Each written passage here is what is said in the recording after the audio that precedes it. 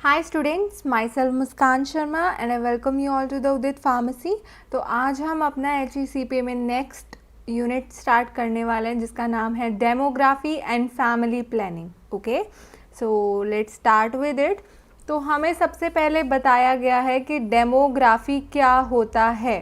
तो डेमोग्राफी क्या है? ये एक साइंटिफिक स्टडी है ह्यूमन पॉपुलेशन की। मतलब पॉपुलेशन क्या है? जितने भी लोग रह रहे हैं वो हमारे क्या बनाते हैं? जनसंख्या बनाते हैं, हमारी पॉपुलेशन बनाते हैं। ठीक है, तो उनकी जब स्टडी करते हैं हम, ये कितने मेल हैं, कितने फीमेल्स हैं, कितने बच्चे हैं, कितने बूढ़े हैं, तो उस चीज़ को हम बोलते हैं डेमोग्राफी। क्या बोलते हैं हम उसे? डेमोग्राफी। अब बात करते हैं ऑब्जेक्टिव्स के बारे में कि क्या ऑब्जेक्टिव्स हैं, हमें क्या ज़रूरत पड़ती है उनको स्टडी करने की। ठीक है, तो फर्स्ट हमारे पास है to study the change in population size. हमें देखना है, डेमोग्राफी से हमें पता चलता है, जब हम स्टडी करते हैं पॉपुलेशन के बारे में तो हमें पता लगता है कि या तो वो बढ़ रही है या वो कम हो रही है या वो स्टेबल है। ठीक है, तो क्या चीज़ है वो हमें पता लगता है इससे। To study the composition of population, हमें अगर देखना है कि हमारी पॉपुलेशन, हमारी जनसंख्या किससे बनी हुई है, कितने मेल्स हैं, कितने फीमेल्स हैं, कितने एडल्ट्स हैं, कितने ओल्ड पीपल हैं, कितने चिल्ड्रन हैं, तो वो सारा हमें डेमोग्राफी से पता चलता है। फिर क्या बोलते हैं? To study the distribution of population in a space. जैसे कि ये स्पेस है, ठीक है, और ये स्पेस है।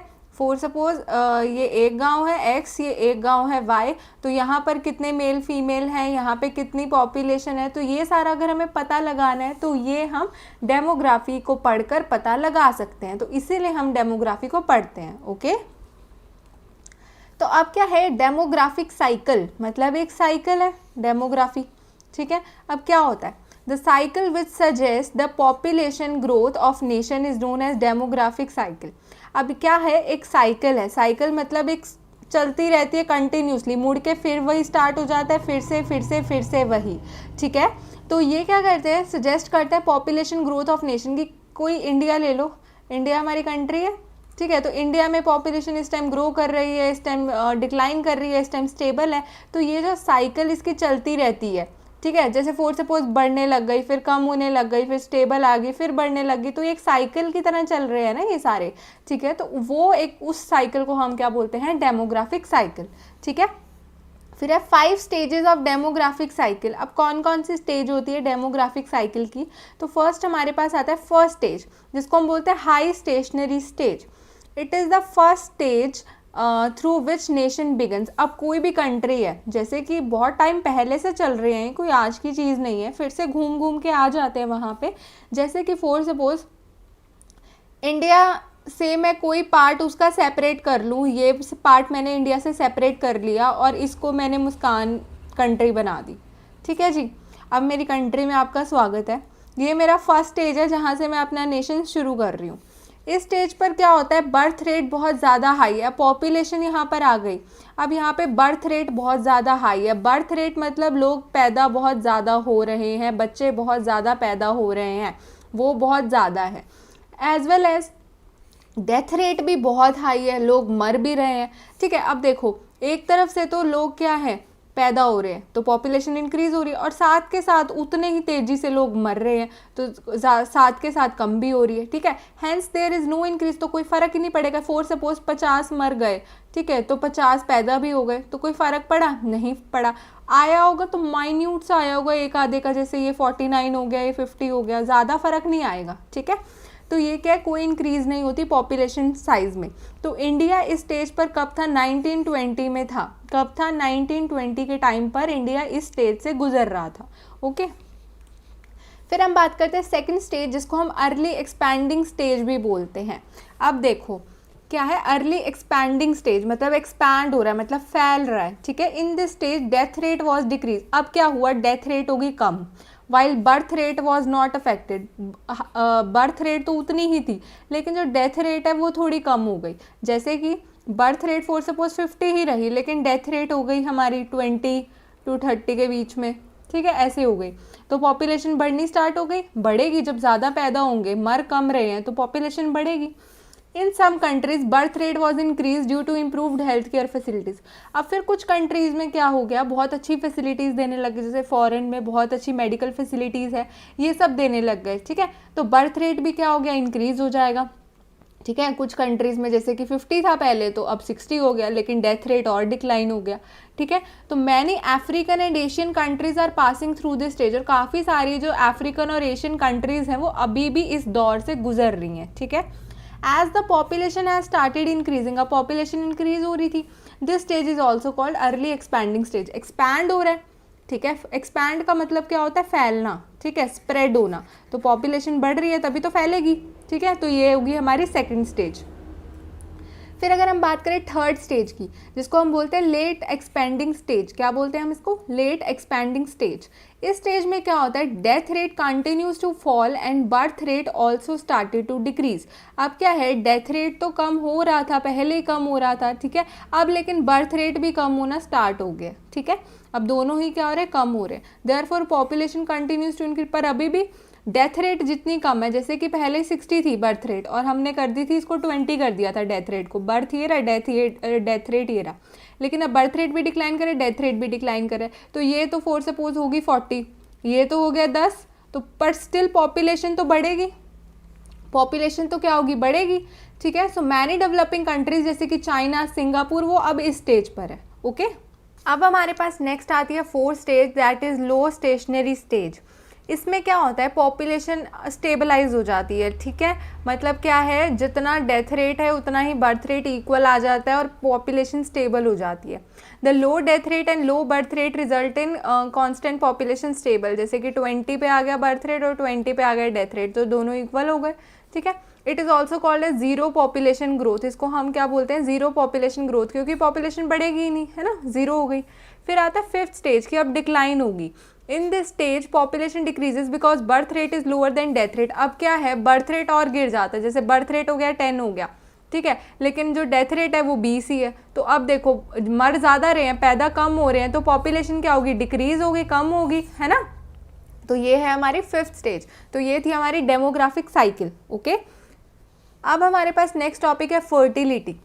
Fertility means the actual bearing of children. देखो क्या होता है, कोई वुमेन है, कोई लड़की है, कोई फीमेल है, ठीक है, कोई फीमेल है, अब वो जब वो किसी एबल है किसी बेबी को बर्थ देने के लिए, प्रेगनेंसी कैरी करने के लिए, प्रेग्नेंट होने के लिए, ठीक है, तब उसको बोलेंगे कि उसका फर्टाइल पीरियड चल रहा है। जैसे कि एक वुमेन को हम फर्टाइल बोल सकते हैं बिटवीन द 15 to 45 ईयर्स, कि 15 to 45 years she is fertile, वो बेबी को कैरी कर सकती है अपने वॉर्म में, ठीक है।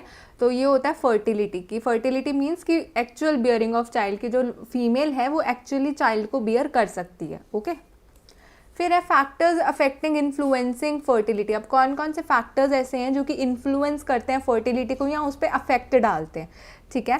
Factors on which fertility depend, अब किन किन पे वो डिपेंड होती है। एक तो एज ऑफ मैरिज, कि आप किस साल में शादी कर रहे हो, ठीक है। अर्लियर द मैरिजेस, जितनी जल्दी करोगे, जैसे वैसे बोलते हैं 18 लीगल एज है, ठीक है, फीमेल्स की, बट अब उसे बढ़ा के 21 कर दिया दोनों के लिए, ठीक है। तो अर्लियर, जितनी जल्दी, जैसे 21 होगी है लीगल, तो आप 21 में शादी कर सकते हो, 21, 22, 23, ये अर्लियर मैरिजेस ही बोलते हैं इनको। तो higher is the level of fertility, तो ज़्यादा आपकी फर्टिलिटी होगी, उतनी ज़्यादा क्या होगा, फर्टिलिटी की वुमेन प्रेगनेंसी को कैरी कर सकती है, ठीक है। Females who are marrying late, जो लड़कियां लेट शादी कर रही हैं, जैसे कि एट द एज ऑफ 28, 29, 30, 31, ये लेट ही हो गए, ठीक है। Have fewer number of children, फिर ये फर्टाइल भी उतनी नहीं रहती हैं, ठीक है, फर्टाइल भी उतनी नहीं रहती है और उनके लोअर नंबर ऑफ चिल्ड्रन होते हैं फिर, ओके। फिर सेकंड आता है ड्यूरेशन ऑफ मैरिड लाइफ, कि कितने टाइम से उनकी शादी हुई है, उस पर भी डिपेंड करता है फर्टिलिटी, ठीक है। All the efforts toward fertility control should be with in 10 to 15 years of the married life. अब कोई भी किसी की शादी होती है तो वो फर्स्ट 10 to 15 ईयर्स में ही बेबी के लिए ट्राई करते हैं, है ना, कि कंसीव कर जाए और बेबी हो जाए, ठीक है।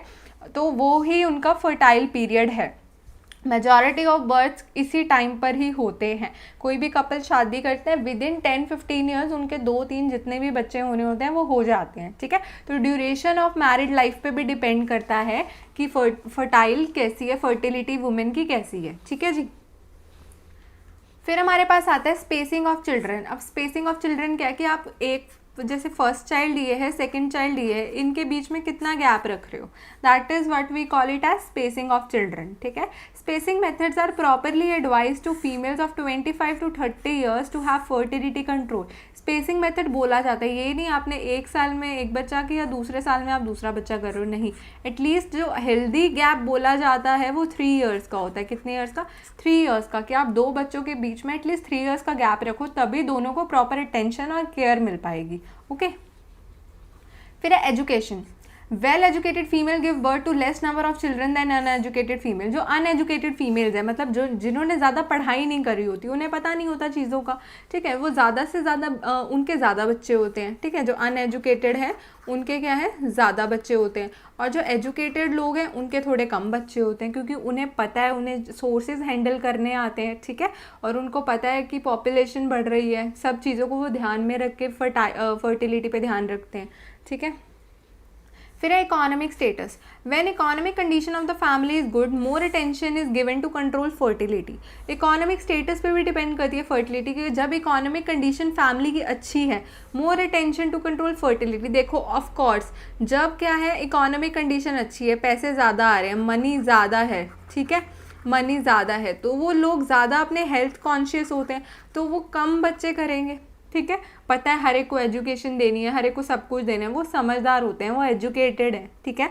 जो अनएजुकेटेड लोग हैं या जिनकी इनकम भी ठीक नहीं है, उनके ज़्यादा बच्चे होते हैं, आपने देखा ही होगा, ठीक है। फिर है religion and caste. Religion and caste पे जो मुस्लिम्स होते हैं और जो लोअर कास्ट के हिंदू हैं, वो उनमें भी हायर फर्टिलिटी रेट है, क्योंकि वो कॉन्ट्रासेप्शन यूज़ करने के खिलाफ होते हैं, ठीक है। तो वो कॉन्ट्रासेप्शन यूज़ ही नहीं करते या नेग्लिजेंसी करते, जिनकी वजह से ज़्यादा उनके बेबीज़ होते हैं। फिर अगर न्यूट्रिशन की बात करें, ऑल पुअरली फेड कम्युनिटीज़ है हायर फर्टिलिटी रेट। तो जो पुअर कम्युनिटीज़ हैं, जिनको अच्छा खाना वगैरह नहीं मिलता, उनके ज़्यादा बच्चे होते हैं, ठीक है। फिर है family planning. It is the most important की फैक्टर इन डिक्रीजिंग फर्टिलिटी। एक अगर आप फैमिली प्लान करते हो कि हाँ हम चाहते हैं कि पहले साल में एक बच्चा हो, फिर हम 3 साल का गैप रखें, फिर दूसरा बच्चा हो, फिर ऐसे ऐसे करके, ठीक है। तो एक फैमिली प्लानिंग, आप फैमिली प्लानिंग के साथ चलते हो तो बहुत हेल्पफुल होता है वो डिक्रीज़ करने में fertility in most of the developing countries, ठीक है जी। फिर और कौन कौन से फैक्टर्स हैं जो फर्टिलिटी को अफेक्ट करते हैं, जैसे कि फिजिकल हो गया, सोशल हो गया, बायोलॉजिकल हो गया, कल्चरल फैक्टर्स भी हो गए, जैसे वैल्यू ऑफ चिल्ड्रन क्या है सोसाइटी में, ब्रेस्ट फीडिंग आप कैसी करा रहे हो, बच्चे को माँ का दूध पिला रहे हो कि नहीं पिला रहे हो, कैसे आपके कस्टम है, कैसे आपके रीति रिवाज हैं घर के, ठीक है, कैसी आपकी हेल्थ कंडीशंस हैं और कैसे घर में आप रह रहे हो, तो ये सारे फैक्टर भी फर्टिलिटी को अफेक्ट करते हैं, ठीक है। अब हमारे पास नेक्स्ट टॉपिक है फैमिली वेलफेयर प्रोग्राम। फैमिली पता ही है, वेलफेयर उनकी भलाई के लिए जो प्रोग्राम्स लॉन्च करे गए हैं उनके बारे में पढ़ते हैं। The term family welfare is now used in the place of family planning. पहले हम फैमिली प्लानिंग बोला करते थे, अब उसका नाम चेंज कर दिया है फैमिली वेलफेयर, ठीक है जी।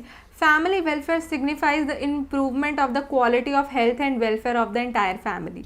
अब फैमिली वेलफेयर का मतलब क्या है, जस्ट आपकी एंटायर पूरी की पूरी फैमिली को क्वालिटी ऑफ हेल्थ मिलनी चाहिए, अच्छी हेल्थ मिलनी चाहिए, और उसका मतलब भलाई ही होनी चाहिए, उसका वेलफेयर ही होना चाहिए, ठीक है।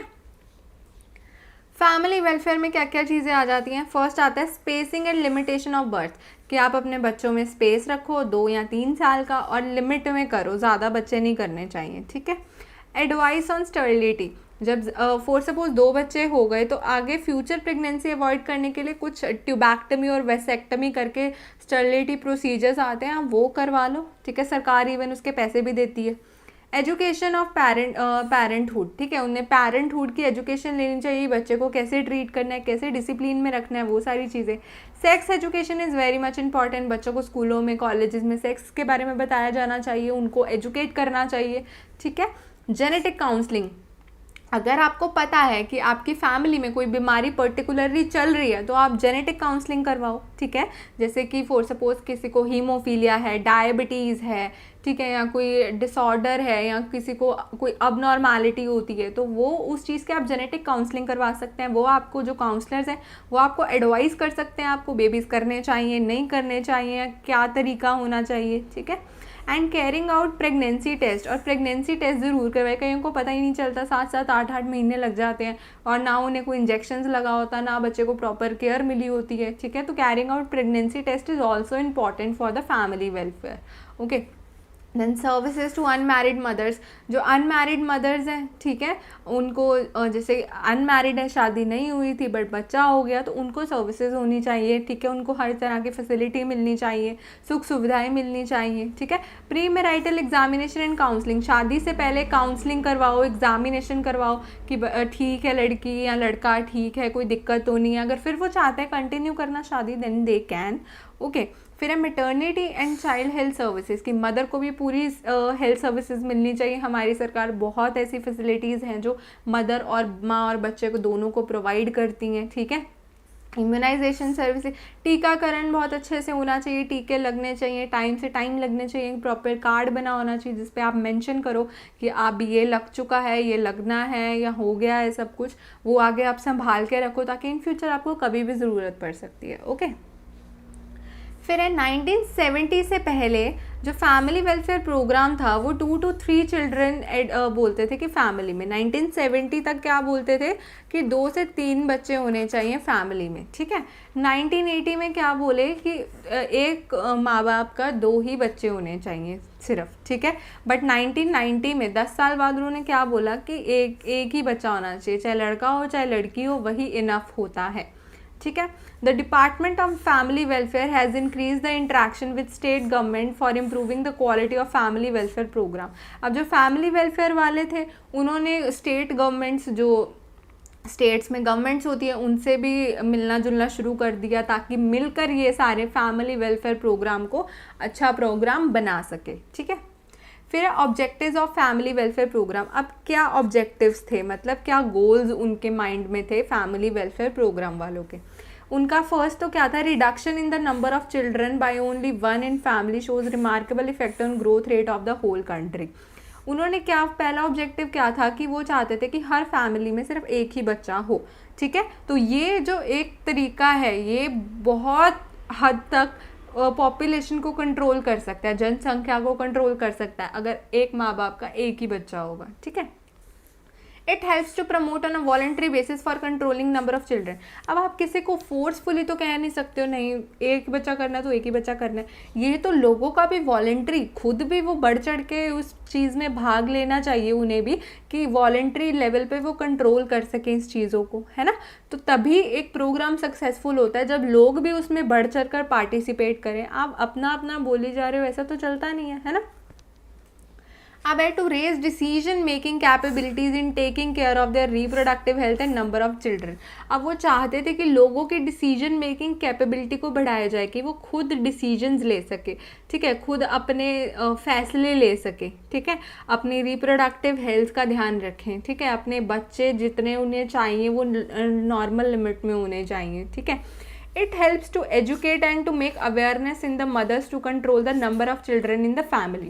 अब उन्होंने क्या बोला कि उनका एक ऑब्जेक्टिव ये भी था कि वो एजुकेट करना चाहते थे और अवेयरनेस क्रिएट करना चाहते थे मदर्स में, क्योंकि mother is the key of having a baby, ठीक है। तो मदर को एजुकेट, पढ़ाना चाहते थे, उनमें जागरूकता पैदा करना चाहते थे ताकि वो number of children in the family control कर सके, ठीक है जी। तो ये थे हमारे कुछ ऑब्जेक्टिव्स फैमिली वेलफेयर प्रोग्राम्स के। अब हमारे पास नेक्स्ट है पॉपुलेशन एक्सप्लोजन और population problem in India. Explosion होता है बहुत ज़्यादा होना, कोई जैसे बम फटता है तो वो एक्सप्लोड होता है ना, तो वैसे ही पॉपुलेशन इतनी ज़्यादा हो गई है अब बम भी फटेगा, है ना। तो अब क्या है, India faces a serious population problem which is ever increasing. अब इंडिया का बहुत एक बड़ा प्रॉब्लम है पॉपुलेशन इंक्रीज, जो बढ़ती ही जा रही है, बढ़ती ही जा रही है, रुक ही नहीं रही है, ठीक है। This is due to an increase in the birth rate and decrease in the death rate. किस वजह से हो रहा है, जो बर्थ हैं, लोग पैदा ज़्यादा कर रहे हैं बच्चे और मर कम लोग रहे हैं, तो बर्थ रेट ज़्यादा है, डेथ रेट कम है, ठीक है, तो जिसकी वजह से पॉपुलेशन क्या है, बढ़ रही है। The death rate has decreased because of new inventions, better developments in the science and medicine. अब डेथ रेट क्यों कम हो गई भाई, पहले तो ठीक थी। डेथ रेट का क्या हुआ, डेथ रेट अब क्यों कम होगी, इसलिए कम होगी क्योंकि साइंस आ गई, मेडिसिन आ गई, अब हमारे पास बहुत अच्छी फैसिलिटीज़ हैं, हमारे पास काफ़ी चीज़ों का इलाज है, ठीक है, किडनी नहीं चल रही, डायलिसिस करवा लो, कैंसर हो गया तो कीमोथेरेपी करवा लो, अब हमारे पास बहुत फैसिलिटीज़ है साइंस की, मेडिसिन की, तो जिसकी वजह से बचाया जा सकता है जान को। तो हमारे पास हेल्थ फैसिलिटीज़ बेटर हो गई हैं, जिसकी वजह से डेथ रेट क्या हो रहा है, कम हो रहा है। Hence most of the diseases can be cured. अभी मैंने बताया कि काफ़ी सारी डिसीज़ क्या क्योर्ड हो रही हैं। As a result death rate हमारा डिक्रीज हो रहा है। Whereas birth rate has not decrease to keep a balance in the population. वैसे बैलेंस के लिए बर्थ रेट को भी डिक्रीज होना चाहिए, बट बर्थ रेट रुक ही नहीं रहा, बर्थ रेट बढ़ी जा रहा है, बढ़ी जा रहा है, बढ़ी जा रहा है। The increase in birth rate is due to child marriage mainly rural areas. अब कुछ गांव के इलाके में जल्दी शादी करवाई दी जाती है, जिसकी वजह से जो बर्थ रेट है वो ज़्यादा हो रहा है, बच्चे पैदा ज़्यादा हो रहे हैं, है ना।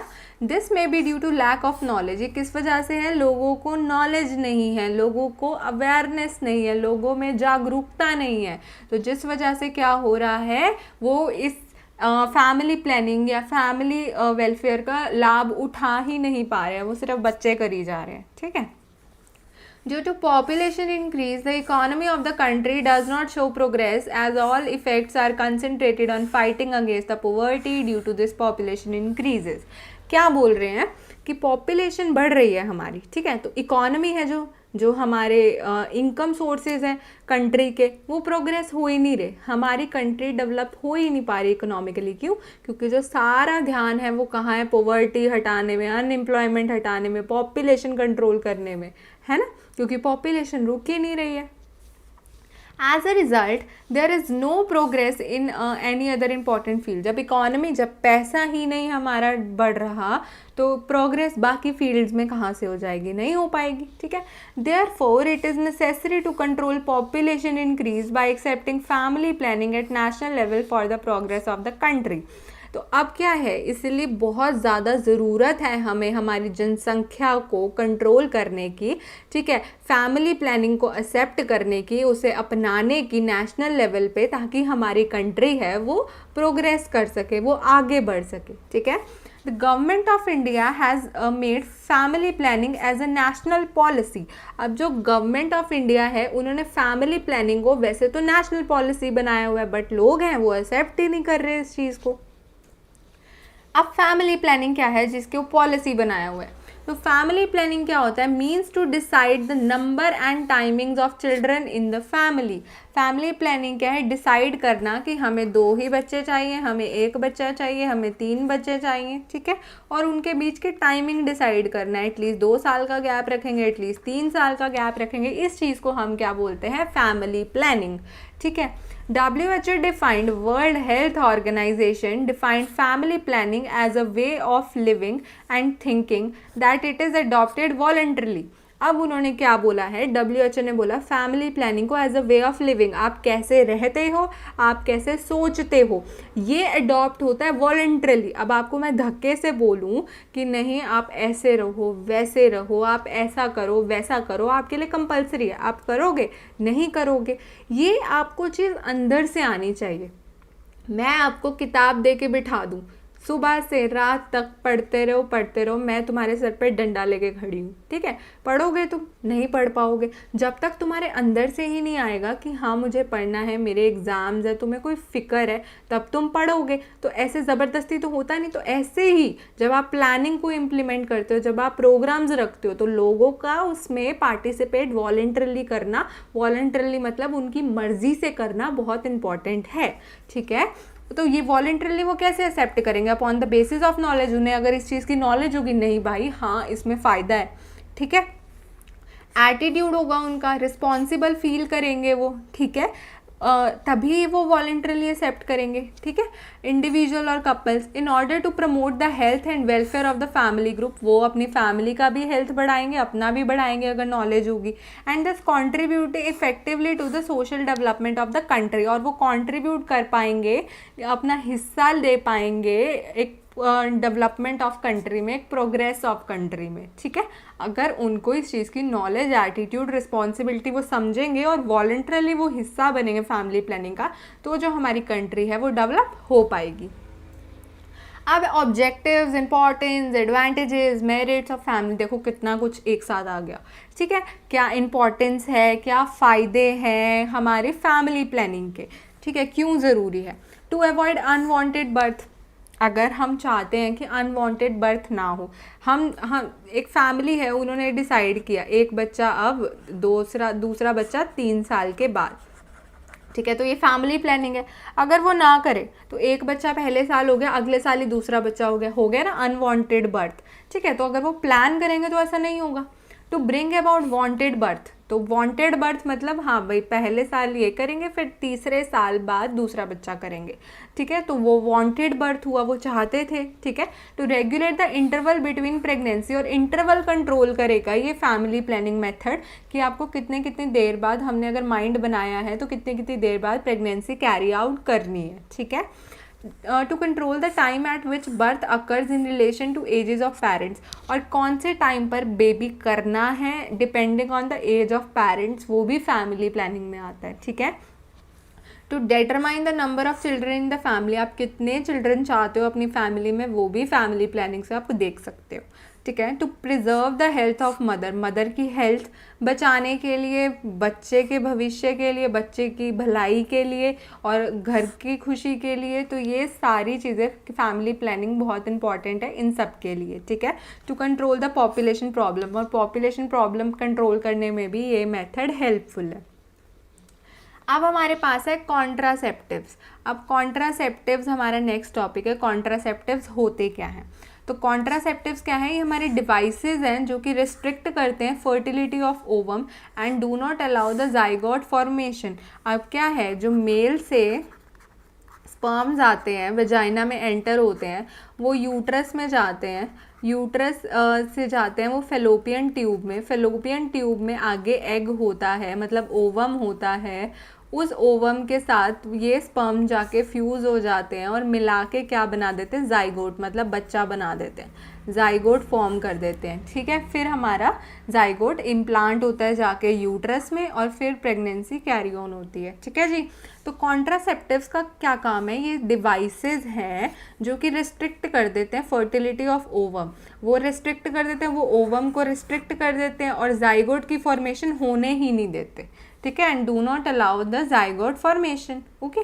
और the devices which prevent the entry of sperm into the uterus of the female to prevent pregnancy. और या फिर हम क्या बोल सकते हैं, ये ऐसे डिवाइसेस हैं जो कि entry of the sperm he ban कर देते हैं यूट्रस में, ताकि प्रेगनेंसी हो ही ना, ओके। फिर कॉन्ट्रासेप्शन क्या होता है? द प्रिवेंशन ऑफ प्रेगनेंसी और to plan the pregnancy by using contraceptive devices is called as contraception. तो प्रिवेंट करना प्रेगनेंसी को, ठीक है, प्रेगनेंसी को प्रिवेंट करना, और या फिर आप प्लान करके चल रहे हो कि अभी नहीं करनी, ठीक है, तो फिर उसके लिए आप कॉन्ट्रासेप्टिव डिवाइसेस का यूज़ कर रहे हो, तो इस चीज़ को हम क्या बोलते हैं? कॉन्ट्रासेप्शन। क्या बोलते हैं हम? कॉन्ट्रासेप्शन। तो अब मेथड्स कौन कौन से हमारे पास आ जाते हैं, ये सारे आगे हम डिटेल में पढ़ेंगे।